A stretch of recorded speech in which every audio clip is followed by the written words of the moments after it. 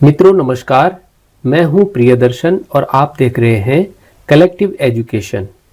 मैंने पिछली वीडियो में आपको अस्पृश्यता का उन्मूलन इस विषय पर बातचीत कर ली थी और आज की इस वीडियो में मैं उपस्थित हूं आपके समक्ष कि प्रतियोगी परीक्षाओं में इस अनुच्छेद से यानी अनुच्छेद 17 से किस प्रकार से प्रश्न बनते हैं। कुछ उदाहरण देख लेते हैं आज की इस वीडियो में। आशा करता हूं कि आपको ये पसंद आएंगे। तो पहला प्रश्न है, भारत के संविधान का अनुच्छेद 17 किसके उन्मूलन से संबंधित है। तो ये बिल्कुल आसान प्रश्न है और इसका उत्तर आप देख पा रहे हैं कि ऑप्शन सी, जो कि अस्पृश्यता प्रथा यानी अस्पृश्यता के उन्मूलन से संबंध रखता है, अनुच्छेद 17। ये आपको इसकी व्याख्या करने की कोई मैं बताने की आवश्यकता नहीं, ये आपको मालूम है और पिछली वीडियो में भी आपने इसको देखा है। कौन सी परीक्षा में पूछा गया है ये आप अपनी स्क्रीन पर देखते रहेंगे। अगला प्रश्न है, अनुच्छेद 17 के तहत अस्पृश्यता के अभ्यास को क्या माना जाता है। केवल सामाजिक अपराध, केवल नैतिक अपराध, केवल दंडनीय अपराध या सिविल उल्लंघन। तो इसका सही उत्तर है दंडनीय अपराध। जैसे कि आप लोगों को पिछली वीडियो में भी मैंने आपको बता दिया था, अनुच्छेद 17 के अनुसार अस्पृश्यता से उत्पन्न किसी भी अक्षमता का प्रवर्तन कानून द्वारा दंडनीय अपराध होगा। यह संविधान का एकमात्र मौलिक अधिकार है जिसका उल्लंघन स्वतः एक अपराध है, यानी यह स्वतः प्रवर्तनीय। पिछली वीडियो में मैंने बता दिया था आपको, यानी इसको लागू करने के लिए किसी अलग कानून की भी आवश्यकता नहीं है। यह स्वयं में स्वतः प्रवर्तनीय मौलिक अधिकार है और एक दंडनीय अपराध है।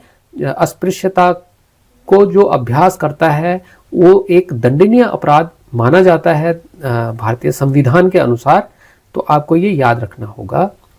अगला प्रश्न है, अनुच्छेद 17 किस प्रकार का अधिकार है। सापेक्षिक अधिकार, या क्या ये कुछ शर्तों के अधीन दिया गया है। निरपेक्ष अधिकार, क्या ये बिना किसी अपवाद के दिया गया है, या क्या यह केवल राज्यों पर लागू होता है, क्या यह निजी व्यक्तियों पर लागू होता है। तो इसका ऑप्शन बी सही है। अनुच्छेद 17 एक निरपेक्ष अधिकार है, यानी इसका कोई अपवाद नहीं है और ये जो है एक एब्सोल्यूट राइट है। कहने का अर्थ यह है कि अस्पृश्यता का कोई भी रूप वो स्वीकार्य नहीं है और वो दंडनीय है और उसका कोई अपवाद नहीं है, उसमें कोई इफ बट वाली स्थिति कहीं नहीं है। तो ये एक निरपेक्ष मौलिक अधिकार है। एब्सोल्यूट जो है वो एक राइट है जिसका कोई अपवाद नहीं है, यानी सभी तरह की अस्पृश्यता को उन्मूलन की बात की गई है और ये एक निरपेक्ष अधिकार है इस प्रकार। अगला प्रश्न है, अस्पृश्यता शब्द को भारतीय संविधान में कहां परिभाषित किया गया है। अब इसमें बच्चे जो है वो इसमें गलती कर जाते हैं और वो लिख आते हैं कि अनुच्छेद 17 में उल्लिखित है। उल्लिखित जरूर है, लेकिन वहां पर अस्पृश्यता को सुपरिभाषित नहीं किया गया है। मैं आपको बता दूं कि अनुच्छेद भारत का जो मूल संविधान है उसमें अस्पृश्यता को स्पष्ट रूप से परिभाषित कहीं नहीं किया गया था। जब माननीय न्यायालय के पास ये समय समय पर इस तरह के केस आए तो फिर आगे जो है न्यायालय ने उसकी व्याख्या करते समय अस्पृश्यता को परिभाषित किया। पिछली वीडियो में मैंने बताया है आपको कि कौन से मामले में जो है अस्पृश्यता को परिभाषित किया गया है, वो आप देख सकते हैं। पिछली वीडियो में आपको प्लेलिस्ट में मिल जाएगी। तो आपको ये समझ में आ जाना चाहिए कि अस्पृश्यता जो शब्द है वो मूल संविधान में कहीं परिभाषित नहीं किया गया है, बल्कि समय समय पर और किसी विशेष मामले में संविधान ने जो सुप्रीम कोर्ट है उसने जो है वो अस्पृश्यता को परिभाषित किया है। तो आपके लिए ये एक प्रश्न मेरी तरफ से भी है, आपको कमेंट बॉक्स में ये बताना है कि अस्पृश्यता को कौन से मामले में जो है परिभाषित किया है सुप्रीम कोर्ट ने। तो ये आप मुझे कमेंट बॉक्स में लिखकर बताएंगे। अगला प्रश्न है, अनुच्छेद 17 के प्रावधानों को लागू करने के लिए संसद ने सर्वप्रथम कौन सा अधिनियम पारित किया था। और इसका उत्तर आप देख पा रहे हैं, अनुच्छेद बी है नागरिक अधिकार संरक्षण अधिनियम। जैसा कि आपको पता है कि अनुच्छेद 35 जो है वो संसद को एक विशेष शक्ति देता है कि वो मौलिक अधिकारों को लागू करने के लिए कानून बना सकता है, और इस शक्ति का प्रयोग करते हुए संसद ने 1955 में अस्पृश्यता अपराध अधिनियम जो है वो बनाया था, जिसको कि 1976 में संशोधित करके नागरिक अधिकार संरक्षण अधिनियम इसका नाम कर दिया गया था। तो अगर आपसे पूछा जाता है कि अनुच्छेद 17 के प्रावधानों को लागू करने के लिए संसद ने सर्वप्रथम कौन सा अधिनियम पारित किया, तो इसका उत्तर नागरिक अधिकार संरक्षण अधिनियम 1955 होगा, या अगर उसमें ऑप्शन में अस्पृश्यता अपराध अधिनियम 1955 होगा तो भी वो सही होगा। तो 1955 में जो ये अस्पृश्यता अपराध अधिनियम बना था, उसी का नाम जो है 1976 में नागरिक अधिकार संरक्षण अधिनियम कर दिया गया था। तो इसको आपने याद रखना है। अगला प्रश्न है, नागरिक अधिकार संरक्षण अधिनियम 1955 के तहत अस्पृश्यता से संबंधित अपराधों की प्रकृति क्या है?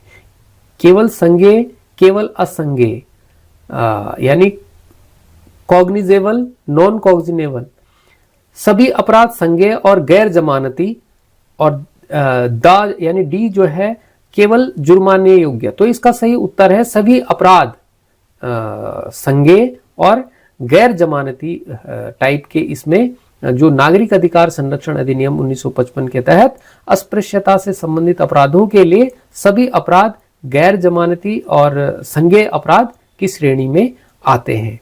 इसका मतलब यह है कि पुलिस, गैर संज्ञेय का मतलब है कि पुलिस ऐसे व्यक्ति को जिस पर ऐसा आरोप है वो उसको बिना किसी वारंट के गिरफ्तार कर सकती है, और गैर उसमें जो है स्वतः जो है जमानत भी नहीं मिलेगी। तो ऐसे प्रावधान इसीलिए किए गए हैं ताकि इस तरह का जो बर्ताव है वो करने से व्यक्ति रोके। तो ये बहुत महत्वपूर्ण है, आपको इसको समझना चाहिए और परीक्षा की दृष्टि से भी बहुत महत्वपूर्ण है। अनुच्छेद 17 के तहत अस्पृश्यता के अभ्यास का उदाहरण नहीं है। अब यहाँ पर कुछ उदाहरण दिए गए हैं, जैसे ए है दलित बच्चों को स्कूल में अलग बैठाना, ये बिल्कुल अस्पृश्यता का उदाहरण बनेगा। दलितों को सार्वजनिक कुएं से पानी लेने से रोकना, ये भी अस्पृश्यता को बिल्कुल ये उसका एक रूप है, एक उदाहरण बन सकता है। दलितों को रेस्टोरेंट में प्रवेश से रोकना, ये भी जो है वो अस्पृश्यता का एक रूप हो सकता है। दलितों को आर्थिक रूप से पिछड़े होने के कारण ऋण न देना, अब देखो ये बड़ा टेक्निकल है।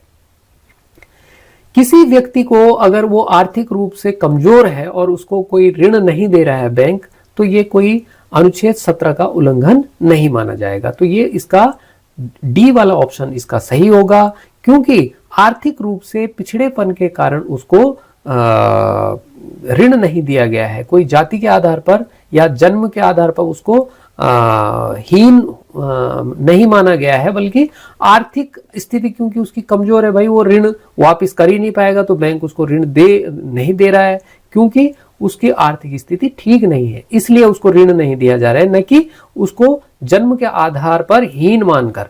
तो आपको ये समझ लेना है कि यहाँ पर डी वाला ऑप्शन जो है वो अनुच्छेद 17 के तहत अस्पृश्यता का उदाहरण नहीं माना जा सकता है। अगला प्रश्न है, अनुच्छेद 17 का उल्लंघन करने वाले व्यक्ति के विरुद्ध मुकदमा कहां दायर किया जा सकता है? तो इसका उत्तर है किसी भी सक्षम दंडात्मक न्यायालय में जो है वो अनुच्छेद 17 का उल्लंघन करने वाले व्यक्ति के विरुद्ध मुकदमा दायर किया जा सकता है। और जो है नागरिक अधिकार संरक्षण अधिनियम के तहत अस्पृश्यता के अधिकारों का मुकदमा किसी भी सक्षम मजिस्ट्रेट या सेशन न्यायालय में दायर किया जा सकता है। जैसे कि यहाँ पर ऑप्शन डी है विशेष न्यायालय में। तो विशेष न्यायालयों की बात तो जो है वो SC/ST एक्ट 1989 के तहत की गई है, लेकिन ऐसा कुछ जरूरी नहीं है कि उसका उल्लंघन करने वाले व्यक्ति के खिलाफ उसी विशेष न्यायालय में दायर किया जाए। वो कहीं भी जो एक सक्षम दंडात्मक न्यायालय है वहां पर इसका विरुद्ध जो मुकदमा दायर किया जा सकता है। अगला प्रश्न, निम्नलिखित में से कौन सा कथन अनुच्छेद 17 के संदर्भ में सही नहीं है? यह निजी व्यक्तियों के विरुद्ध भी लागू होता है। बिल्कुल होता है, सही है ये। इसका उल्लंघन स्वतः दंडनीय अपराध है, ये भी बिल्कुल सही है। ये पूछ रहा है कौन सा जो है सही नहीं है। राज्य इस पर कानून बनाकर अपवाद बना सकता है, बिल्कुल ये सही नहीं है, क्योंकि आप लोगों को मैंने बता दिया था कि अनुच्छेद 17 जो है वो एक एब्सोल्यूट राइट है, निरपेक्ष है। राज्य इस पर कोई कानून बनाकर इसका अपवाद नहीं बना सकता, यानी इसमें कोई इफ बट नहीं जोड़ सकता। अस्पृश्यता, सभी तरह की अस्पृश्यता जो है उसको प्रैक्टिस करना दंडनीय है, और उसका कोई अपवाद जो है वो संसद या राज्य कोई उसका अपवाद नहीं बना सकता है, और यह समानता के अधिकार का हिस्सा है, ये भी सही है। तो ऑप्शन सी इसमें जो है उस हिसाब से सही हो जाएगा, क्योंकि प्रश्न में ये पूछा गया था कि अनुच्छेद 17 के संदर्भ में क्या सही नहीं है, तो राज्य इस पर कानून बनाकर कोई अपवाद बना सकता है, ये जो है वो सही नहीं है। ये एक एब्सोल्यूट, इसकी मैं पूरी व्याख्या आपको दे चुका हूं, तो ये आप समझ गए होंगे। सर्वोच्च न्यायालय ने किस मामले में कहा कि अनुच्छेद 17 का उद्देश्य केवल कानूनी समानता नहीं बल्कि सामाजिक लोकतंत्र की स्थापना है? और यहां पर आपके समक्ष जो है ये 4 मामले यहां पर लिखे गए हैं, और इसमें आपका सही उत्तर है बी वाला, जो कि people's union for democratic rights बनाम भारत संघ 1982। इसमें जो है कोर्ट ने, सुप्रीम कोर्ट ने ऐतिहासिक इस मामले में जो है वो कहा था कि अनुच्छेद 17 का उद्देश्य केवल कानूनी समानता नहीं बल्कि सामाजिक लोकतंत्र की स्थापना करना भी है, और राज्य का कर्तव्य है कि वह किसी अगर निजी व्यक्ति ने भी अगर इसका उल्लंघन किया है तो उसका संज्ञान लेते हुए वो उस पर कार्यवाही करे। चाहे पीड़ित व्यक्ति अगर इसका शिकायत नहीं भी कर रहा है और राज्य के संज्ञान में ये आता है, तो जो अस्पृश्यता को प्रैक्टिस करने वाला व्यक्ति है उसके खिलाफ जो है राज्य जो है स्वयं संज्ञान लेकर के उसको दंडित करने का कार्य कर सकता है, और ये राज्य का कर्तव्य है। ये ऐतिहासिक जो है निर्णय, और इस पर जो है टिप्पणी की थी people's union for democratic rights बनाम भारत संघ। इस मामले में ये टिप्पणी कोर्ट ने की थी। अगला प्रश्न है, निम्नलिखित में से कौन सा अनुच्छेद 17 के साथ साथ अनुच्छेद 25(2)(b) से भी संबंध है? अब जैसे कि आप जानते हैं कि अनुच्छेद 25 से 28 के बीच में जो है वो धार्मिक स्वतंत्रता की बात की गई है, और अनुच्छेद 17 भी जो है वो अस्पृश्यता की बात करता है। तो यहाँ पर मंदिरों में सभी वर्गों के प्रवेश का अधिकार, ये जो है दोनों जो है वो इनका अंतर संबंध कहीं ना कहीं दिखता है।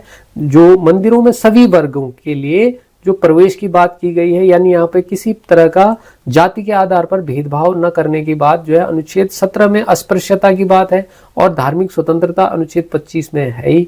तो आप जो है इसको समझ सकते हैं कि ये बी वाला ऑप्शन सही है। अनुच्छेद 25(2)(b) राज्य को सार्वजनिक हिंदू धार्मिक संस्थानों को सभी हिंदुओं के लिए खोलने का अधिकार देता है। यह अनुच्छेद 17 जो कि अस्पृश्यता को निषेध करता है के साथ मिलकर मंदिर प्रवेश आंदोलनों का संवैधानिक आधार बना। तो ये आपने देख लिया। अनुच्छेद 17 और अनुच्छेद 35 के बीच क्या संबंध है? जैसे कि मैं आपको पहले भी वीडियो में बता चुका हूं कि भारत के संविधान में अनुच्छेद 35 में भारत की संसद को यह शक्ति देता है कि वह मौलिक अधिकारों को लागू करने के लिए जो है वो कानून बना सकता है। तो अनुच्छेद 17 के लिए भी इस शक्ति का प्रयोग करते हुए अनुच्छेद 35 में जो शक्ति दी गई है संसद को, उन्होंने इस शक्ति का उपयोग करते हुए कानून बनाए हैं, जो कि मैं आपसे पूर्व में चर्चा कर चुका हूं। तो ये आप समझ सकते हैं कि अनुच्छेद 17 और अनुच्छेद 35 के बीच का क्या अंतर संबंध है, तो ये आपको समझ में आ गया होगा। अनुच्छेद 17 के तहत अस्पृश्यता के अभ्यास को रोकने के लिए कौन सा अधिनियम 1989 में पारित किया गया था? और ये आपको पता है SC/ST एक्ट जो है 1989, यानी अनुसूचित जाति जनजाति अत्याचार निवारण अधिनियम जो है वो बनाया गया, जो कि पहले नागरिक अधिकार संरक्षण अधिनियम 1955 था, उसको और कड़ा कर दिया गया, उसके प्रावधान और कड़े कर दिए गए, और इसमें जो पीड़ित पक्ष है उसको संरक्षण, और जो आरोपी है या जो उसका जिसको कहेंगे कि अगर कोई उसको प्रैक्टिस करने वाला व्यक्ति है अस्पृश्यता को, उसको दंडित करने का और विशेष न्यायालय गठित करने का जो है इस एक्ट में प्रावधान है। तो आप जो है समझ गए होंगे इस बात को। तो ये था हमारा अनुच्छेद 17 पर आधारित जो प्रतियोगी परीक्षाओं में किस प्रकार के प्रश्न बनते हैं उस पर हमने बातचीत की। आपने वीडियो देखा, इसके लिए बहुत बहुत धन्यवाद। और अगर आपको ये वीडियो पसंद आते हैं और अगर आपको ये लगता है कि मैं आपकी जो मैं मेहनत करता हूँ आपके लिए कुछ काम की है, तो आप इसको लाइक शेयर जरूर करा करें और वीडियो पर कमेंट अवश्य करा करें। बहुत बहुत धन्यवाद, आपने वीडियो देखा, बहुत बहुत धन्यवाद।